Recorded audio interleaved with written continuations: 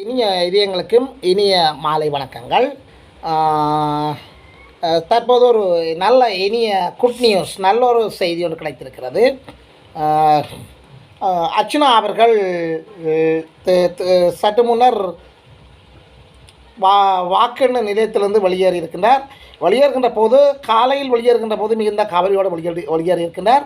சற்று முன்னர் வெளியேறுகின்ற போது அவர் மிகவும் மகிழ்ச்சியாக காணப்பட்டார்.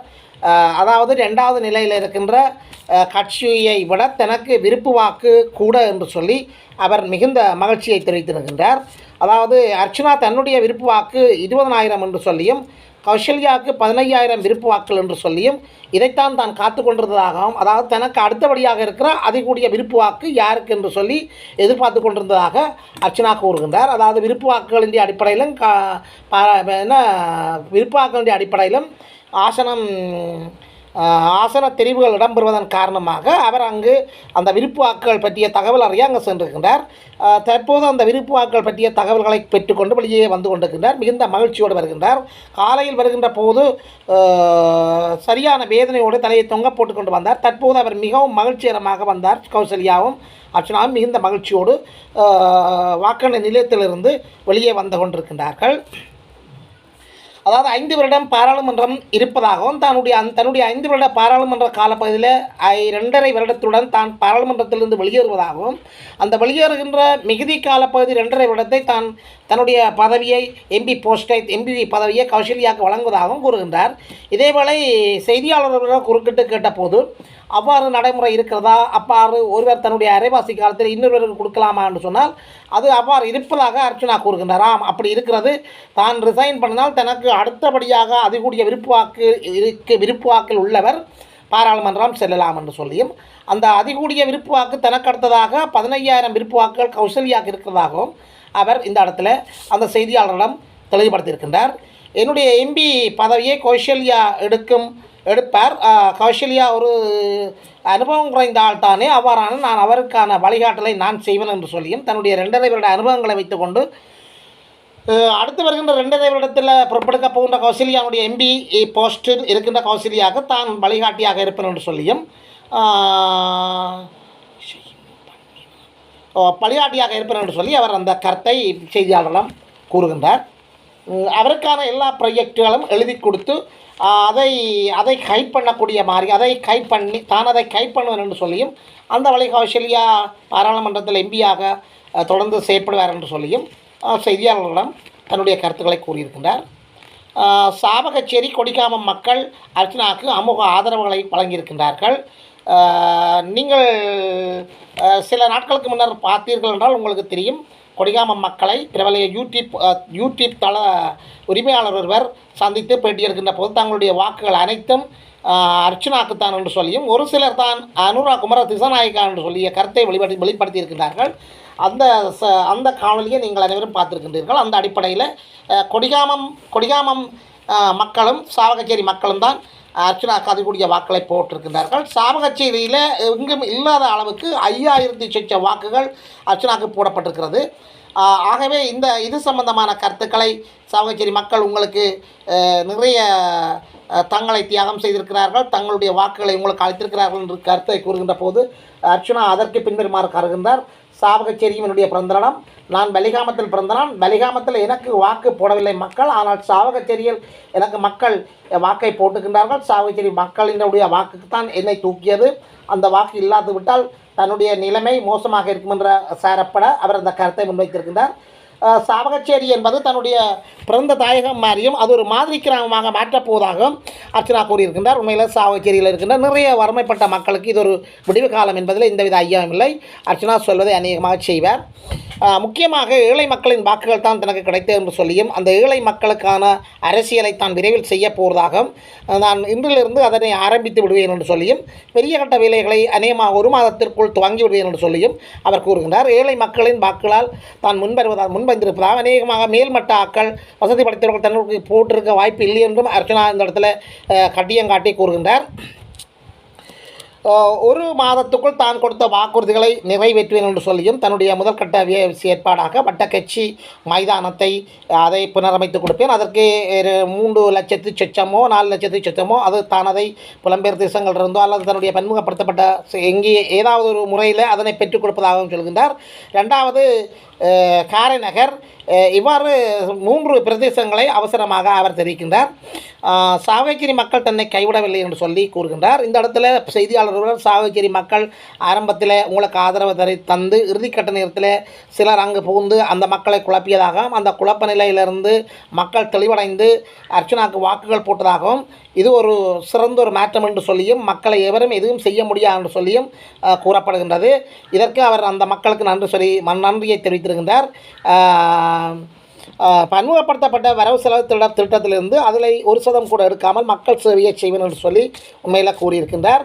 அது மக்களுக்கான பணம், மக்களுக்கு அதுக்குரிய மக்கள் குழுக்களை தெரிவு செய்து அந்த குழுக்களின் ஊடாக கடைகளுக்கூடாக அந்த பொருட்களை வாங்கி ஒரு கட்டிடம் கட்டுவதோ அல்லது உதவி வழங்குவதோ அல்லது ஏதாவது ஒரு வாழ்வாதார திட்டங்களையோ தான் நடத்துவேன் என்று சொல்லியும் அந்த செய்தியாளர் மத்தியில் உறுதி கூறியிருக்கின்றார். 2.5 வருடத்தின் பின்பு மாகாண சபை தேர்தல் தொடங்கக்கூடிய சாத்தியக்கூறுகள் இருப்பதாகவும் அவ்வாறு மாகாண சபை தேர்தல் ஒன்று தொடங்குமாக இருந்தால் தான் அந்த மாகாண சபை தேர்தலுக்குள் நிற்பேன் என்று சொல்லியும் அவர் இந்த இடத்துல துணிச்சலாக கூறுகின்றார். தான் ரிசைன் பண்ணால் அந்த மாகாண சபை தேர்தல் எப்போ தொடங்குகிறதோ அந்த காலப்பகுதியில் ரிசைன் பண்ணினால் தனக்கு அடுத்த விருப்பு வாக்கில் உள்ளவர் தான் அந்த தன்னுடைய எம்பி பதவியை தொடர்ந்து செய்யக்கூடிய சாத்தியக்கூறுகள் இருக்கிறதாகவும் அதை கௌசல்யா செய்வார் என்று சொல்லியும் அவர் இந்த இடத்துல மகிழ்ச்சியாக கூறுகின்றார். இது எவ்வாறோ கௌசல்யா தன்னுடைய செயலாளராகவும் தன்னுடைய தங்கியாகவும் தொடர்ந்து செயற்படுவார் என்று சொல்லியும் தன்னுடைய அனைத்து செயற்பாடுகளும் கௌசல்யா தனக்கு உதவியாளராக செயற்பாடுகிறார்களும் தான் தான் எம்பியாக வந்தாலும் சரி மினிஸ்டராக வந்தாலும் சரி தன்னுடைய செயலாளராக கௌசல்யா தொடர்ந்து தன்னுடன் பயணிப்பார் என்று சொல்லியும் அங்கு மக்கள் மத்தியிலையும் அங்கே செய்தியாளர் மத்தியிலையும் பொதுமக்களுக்கு தன்னுடைய கருத்தை கூறுகின்றார். அமைச்சர் தந்தால் நீங்கள் ஏற்பீர்களா? அதாவது தற்போதைய அன்ரா கட்சி அதாவது என்பிபி கட்சியில் அமைச்சு ஒன்று உங்களுக்கு தந்தால் ஏற்பீர்களா என்ற கருத்து அப்போது செய்தியாளர் மத்தியில் கேட்கப்பட்டது. அதை சம்பந்தமாக அர்ச்சனா மிகவும் தெளிவாக கூறுகின்றார். அர்ச்சனா முன்னிய காலங்களைப் போல் அவசரப்பட்டு கதைக்காமல் மிகவும் தெளிவாக கருத்துக்களை கூறுகின்றார், மிகவும் அமைதியாக கூறுகின்றார், மிகவும் வித்தியாசமான பாணியில் கருத்து கூறுகின்றார். மற்றவர்களை தாக்குவதை குறைத்து மற்றவர்களை அனுசரித்து போவதாகத்தான் இந்த இடத்துல கருத்து கூறுகின்றார். அந்த இடத்துல நீங்கள் பாராளுமன்றத்தில் எம்பி பதவி தந்தால் தற்போதைய அரசு எம்பி பதவி தந்தால் அதை ஏற்பீர்களா என்று கேட்டபோது அதனை தான் நிதானமாக பார்க்க வேண்டும் என்று சொல்லியும் அது சம்பந்தமாக உடனடியாக பதில் கூற முடியாது என்ற கருத்துப்படவும் என்பிபி என்ற கட்சி எல்லா இடமும் 90% வாக்குகளை பெற்று முன்னணியில் இருப்பதாகவும் மாவட்ட ரீதியில் சகல இடங்களும் தமிழர் தாயக பகுதியில் என்றாலும் சரி சிங்கள தேச பகுதியில் இருந்தாலும் சரி 90% வாக்குகளை பெற்று முன்னுக்கு நிற்பதாகவும் அமோக வாக்குகளை உடன் நிற்பதாகவும் அவர்கள் அவ்வாறு நிற்கின்ற போது அங்கே சர்வாதிகாரம் தலை தூக்கும் என்று சொல்லியும் அவ்வாறு சர்வாதிகாரமாக அவர் செயற்படுவார்களானால் அந்த கட்சிக்குள்ளே தான் நுழைய வேண்டிய அவசியம் வராது என்று சொல்லியும் தமிழர்களுடைய அபிலாசைகள் தமிழர்களுடைய தேவைகள் தமிழர்களுடைய பிரச்சனைகளை தீர்க்கக்கூடிய மனநிலை அந்த என்பிபி கட்சிக்கு இருக்குமானால் அவர்களுடன் தொடர்ந்து பயணிக்க தன்னால் முடியும் என்று சொல்லியும் அந்த நிலையிலே அவர்களுக்கு முழுமையான தன்னுடைய ஆதரவாய் அதாவது ஃபுல் சப்போர்ட் தன்னால் வழங்க முடியும் என்று சொல்லியும் தற்போதைய அரசை தங்களால் எதிர்க்க முடியாது என்று சொல்லியும் பலம் வாய்ந்த அரசாக இருப்பதால் அதனை எதிர்த்து போக முடியாது என்று சொல்லியும் அதாவது எதிர்ப்பரசியல் சாத்தியப்படாது என்று சொல்லியும் ஒரு கூட்டு அதாவது அதை அனுசரித்து போகின்ற ஒரு அரசியலே தமிழ் மக்களுக்கு சால சிறந்தது என்று சொல்லியும் அந்த கருத்தை முன்வைத்திருக்கின்றார். அன்றா அரசியலில் வாக்கு கேட்ட தமிழர் பகுதியில் இருக்கிறவர்களுக்கான அந்த அவர்களுடைய தகுதி தராதலங்கள் பின்புலங்கள் என்பவற்றை என்பிபி கட்சி கருத்தில் எடுக்க வேண்டும் என்று சொல்லியும் அவர்களுடைய கெப்பாசிட்டி எந்த அளவுக்கு இருக்குமோ என்று தெரியாது என்று சொல்லியும் அவர்கள் மினிஸ்டர் பதவி அவர்களுக்கு கொடுக்கக்கூடிய அந்த ஆளுமை வல்லமை அவர்களுக்கு இருக்குமோ தெரியாது என்ற கருத்துப்படவும் இந்த அர்ச்சனா ராமநாதன் அந்த செய்தியாளர் மத்தியில் தன்னுடைய கருத்தை கூறுகின்றார். சரியான முறையில் தன்னுடைய அறிவு தன்னுடைய சிந்தனை தன்னுடைய தலைமைகளை கருத்தில் கொண்டு தன்னுடைய தேவைகளை புரிந்து கொண்டு அமைச்சு பதவி தருகின்ற பட்சத்தில் அதை ஏற்கக்கூடிய தனது வல்லமையையும் தன்னுடைய வல்லமையை இங்கே வெளிப்படுத்தியிருக்கின்றார். அர்ச்சனா ஒரு மருத்துவத்துறை சார்ந்தவர். எனவே மருத்துவத்துறை சார்ந்தவருக்கு ஒரு அமைச்சு பதவி கொடுக்கப்பட வேண்டுமானால் அந்த அமைச்சு பதவி அநேகமாக சுகாதாரத்துறை சார்ந்த ஒரு அமைச்சு பதவியாகத்தான் இருக்கும். உண்மையிலே அமைச்சர் மருத்துவர் அர்ச்சுனாவுக்கு சுகாதார அமைச்சு பதவி கொடுக்கின்ற போது உண்மையிலே அனுரா அரசுக்கு நிறைய மாற்றங்கள் கிடைக்கும், நிறைய வெற்றிகள் கிடைக்கும் என்பதில் எந்தவித மாற்று கருத்துக்கும் இங்கே இடமில்லை. ஏனென்று சொன்னால் மருத்துவத்துறை சார்ந்த ஊழல்களைத்தான் அர்ச்சனா வெளிப்படுத்தி இன்று மக்கள் மத்தியில் பிரபலியமாகவும் முன்னிலையிலும் இருக்கிறதுக்கு காரணம் அர்ச்சனா கூறிய மருத்துவத்துறை சார்ந்த ஊழல்கள், லஞ்சங்கள், குளறுபடிகள். எனவே அவருக்கு அந்த சுகாதாரத்துறை சார்ந்த ஒரு அமைச்சு பதவி கொடுக்கப்படுமானால் அதைவிட மிகப்பெரிய ஒரு சாதகமான பலனை அனுரா அரசு எதிர்பார்க்க வேண்டிய சந்தர்ப்பம் கிடைக்காது என்பதுதான் பொதுமக்களுடைய கருத்தாகும். இது அவ்வாறு இல்லையாயின் தான் நடுநிலையாக செயற்படுவது இவற்றை கடந்து இவற்றுக்கான தன்னுடைய வாய்ப்புகள் கிடைக்காத பட்சத்தில் தான் நடுநிலையோடு செயற்படுவதாகவும் பன்முகப்படுத்தப்பட்ட பாராளுமன்ற நிதி தங்களுடைய எம்பிக்களுக்கு கிடைக்கின்ற பட்சத்தில் அந்த நிதிகளை கொண்டும் புலம்பெயர்ந்த மக்களுடைய நிதிகளை கொண்டும் ஒரு நிதியத்தை கட்டி எழுப்பி அங்கே ஒரு சிறந்தவர்களை முகாமையாளர்களாகவோ அல்லது குழுக்களாகவோ அந்த நிதியத்தை கையாளக்கூடிய ஒரு குழுக்களை சிறந்தவர்களை நியமித்து அதனூடாக மக்களுடைய பிரச்சனைகளை தீர்க்கக்கூடியவாறான உதவித்திட்டங்களை வழங்கலாம் என்று சொல்லியும் இந்த இடத்துல அர்ச்சனா கூறுகின்றார். அதாவது வெளிநாட்டில் உள்ள டாலர் இந்த நாட்டுக்கு வருவதை எவரும் வெறுக்க மாட்டார்கள் என்று சொல்லியும், ஆகவே இந்த சர்வதேச நாடுகளின் வாழ்கின்ற மக்களுடைய நிதியை உள்நாட்டுக்கு எடுத்து அதனூடாக ஒரு உதவித்திட்டங்களை தாங்கள் செய்கின்ற போது அது அனுரா அரசுக்கு சாதகமாக இருக்கும் என்ற கருத்துப்பட அர்ச்சனா செய்தியாளர் மத்தியில் கூறுகின்றார். இப்போ தமிழராக இருப்பது, அதாவது யாழ் மாவட்டத்தில் தமிழராக இருப்பது அதாவது அர்ச்சனா தன்னையும் கஜேந்திரகுமாரையும் ஸ்ரீதரன் ஆகிய மூவரும் தான் இருக்கிறார்கள். இவர்கள் திசை மாறி வேறு திசைகளில் செல்வார்களாயின் தமிழர்களுக்கு பாதிப்பு ஏற்படும் என்று சொல்லியும் ஒரு முன்மாதிரியான ஒரு அரசியல் முதிர்ச்சி வாய்ந்த கருத்தை முன்வைத்திருக்கின்றார். இவ்வாறு அர்ச்சனா கதைக்கிறாரோ என்று சொல்லி எண்ண தோன்றக்கூடிய வகையில் அவருடைய ஒரு குறுகிய சில மணி நேரங்களில் அவருடைய அரசியல் முதிர்ச்சி காணப்படுகிறது. அதாவது எம்பியான உண்டவுடன் அவர் நிறைய மாற்றங்களை காணக்கூடியதாக இருக்கிறது. நிதானமாக கதைக்கின்றார், பொறுமையுடன் கதைக்கிறார், சிறப்பாக கதைக்கின்றார். வார்த்தைகளை நழுவ விடாமல் சிறப்பான கருத்துக்களை அவர் முன்வைத்து வைக்கிறார்.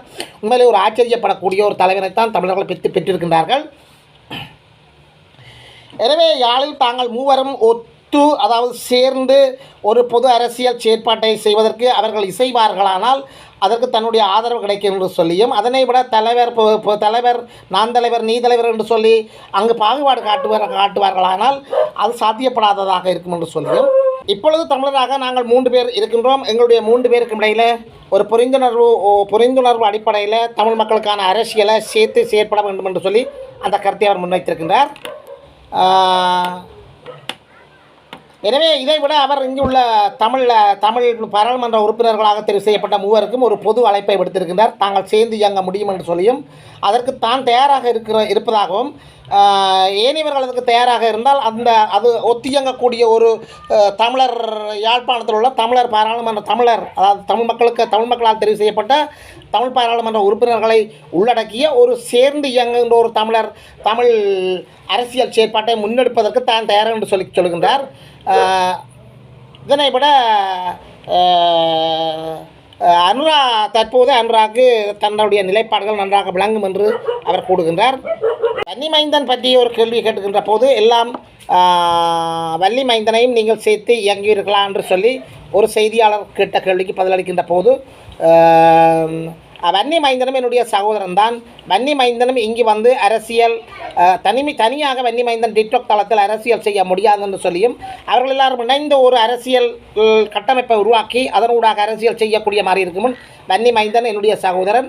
அதைவிட புலம்பெயர் தேசங்களில் நிறைய சகோதரர்கள் இருக்கிறார்கள். புலம்பெயர் மக்களையும் உள்ளடக்கிய ஒரு புதிய நிதியம் ஒன்றை உருவாக்கி அது மக்கள் சேவை செய்யக்கூடியவாறான ஒரு செயற்திட்டம் தன்னிடம் இருப்பதாகவும் அந்த செயற்திட்டத்தை தன் விரைவில் தொடங்க உள்ளதாகவும் அனைவரும் சேர்ந்து இயங்கக்கூடியவாறான ஒரு தமிழ் மக்களுடைய அரசியல் கட்டமைப்பை செயற்படுத்துவதாக அவர் கூறுகின்றார். தற்போது வெளிநாட்டில் இருக்கின்ற அமெரிக்கா டாலரின் பெறுமதி குறைந்திருக்கின்றது. எனவே வெளிநாட்டிலிருந்து நிதியங்கள் இங்கு வருகின்றதை அநேகமாக அனுராக் குமார திசாநாயக்கா விரும்புவார். அவர் வெறுக்க மாட்டார் என்று சொல்லியும் எலெக்ஷன் முடிந்த பின்னர் இந்த டாலர் உயரக்கூடிய சாத்தியக்கூறுகள் இருப்பதாகவும் புலம்பெயர் மக்கள் இங்கு முதலீடு செய்து எமது மக்களுடைய பிரச்சனைகளை தீர்ப்பதற்கு ஒரு சிறந்த ஒரு களத்தை அமைப்பதற்கு அனுராக் குமார திசாநாயக்கா அதற்கான ஆதரவை தருவார் என்பது நம்பிக்கையாக இருப்பதாக அர்ச்சனா கூறுகின்றார். தற்போது புலம்பெயர் மக்களுடைய உதவிகளாக தற்போது புலம்பெயர்ந்த மக்களின் உதவிகளாக தன்னுடைய தேர்தல் காலத்தில் தனக்கு கிடைக்கப்பட்ட மொத்த உதவிகளின் மொத்த பெறுமதியை சொல்கின்றார். டாக்டர் அர்ச்சனா விருப்பு வாக்கு இந்த இடத்துல டாக்டர் தன்னுடைய விருப்பு வாக்கை கூறுகின்றார். தன்னுடைய விருப்பு வாக்கு 20,000 என்று சொல்லியும் கௌசல்யாவுடைய விருப்பு வாக்கு 15,000 என்று சொல்லியும் அப்போ சனம் யாரை விரும்புகிறார்கள் என்பது விளங்க வேண்டும் என்று சொல்லியும் தன்னுடைய 2.5 வருடத்துக்கு பின்னரான அடுத்த 2.5 வருடத்தை கௌசல்யாவுக்கு கொடுப்பது நியாயம் என்பதை அந்த இடத்துல நியாயப்படுத்துகின்றார். தோற்றவர்களையும் அரவணைத்து மருத்துவர் பழைய அரசியல்வாதிகளை அழைப்பதாக காணப்படுகிறது. அதாவது தோற்று சென்ற பல அரசியல்வாதிகள் இருக்கின்றார்கள். அதாவது அங்கச்சன் டக்ளஸ், அதே போல் சரவணபவான் மற்றும் அதே போல் சுமந்திரன் போன்ற அரசியல்வாதிகளினுடைய அனுபவங்கள் தமக்கு தேவை என்று சொல்லியும் அவர்கள் அரசியலில் இருந்து ஒதுங்கக்கூடாது என்று சொல்லியும் அவர்களுடைய அனுபவங்களை எமக்கு அவர்கள் தர வேண்டும் என்று சொல்லியும் அவர்களுக்கு சிறிய பிள்ளைகள் என்ற கருத்துப்பட அவர் கூறுகின்றார். தாங்களுக்கு அவர்கள் அந்த அரசியலை கற்றுத்தர வேண்டும், அவர்கள் வழிகாட்டியாக செயற்பட வேண்டும் என்று சொல்கின்றார். இந்த அடிப்படையில் சுமந்திரன், அங்கஜன், டக்ளஸ் அவர்களை அவர் விநியோகமாக இந்த இடத்துல அழைப்பு விடுகின்றார், ஒரு பொது அழைப்பை ஏற்படுத்துகின்றார். தங்களுக்கு வழிகாட்டியாக அவர்கள் செயற்படுவார்களானால் சிறப்பாக அமையும் என்று சொல்கின்றார்.